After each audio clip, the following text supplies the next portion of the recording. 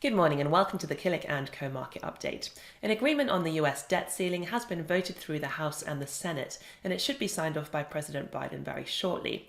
We've seen a mildly positive reaction from markets, with the S&P 500, the Nasdaq Composite and the Dow Jones all in positive territory yesterday. The agreement suspends the debt ceiling until 2025, so there shouldn't be any more arguments over the debt ceiling until after the next presidential election. However, the agreement does include some spending cuts. While spending cuts are a good idea in terms of bringing down the overall level of US debt, cutting spending can have a negative impact on growth, and that's possibly why we didn't see a more positive reaction from markets yesterday. Here's the S&P 500 over the last 2 years, and you can see it's just in positive territory over this 2-year time horizon. The chart is in percentage terms, and the 100% level is that pink line in the middle. The index performed well in 2021 and poorly for most of 2022, but it has had a decent run for most of 2023 so far.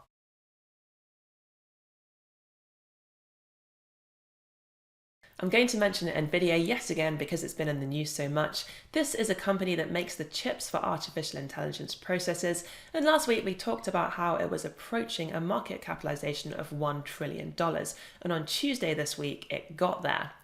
This is quite a milestone that relatively few listed companies have made. Here's the list. Back in 2018, Apple became the first company to hit $1 trillion, and it has since gone on to pass $3 trillion before falling back a bit. Microsoft, Alphabet and Amazon are also up there. Meta and Tesla have both been up there in the past but lost some value last year, so we'll be watching to see who makes it onto this list next.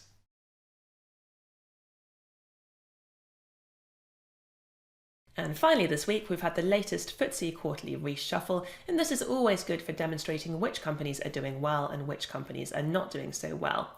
This time we've just had 2 changes to the FTSE 100 index. British Land is dropping out and IMI is joining. British Land is a real estate investment trust and IMI is an engineering business with a focus on fluid control. Let's take a closer look at British Land. Here's the share price over the last 5 years. The performance of a real estate investment trust will depend partly on the types of property within the trust. British Land has held a lot of retail and office space. Retail has been difficult for years as consumers have been buying more online and moving away from physical stores. And then during lockdown, non-essential shops and offices had to close, which caused big problems for British Land. You can see the 2020 drop in the share price there. Also, British Land has a fair bit of debt.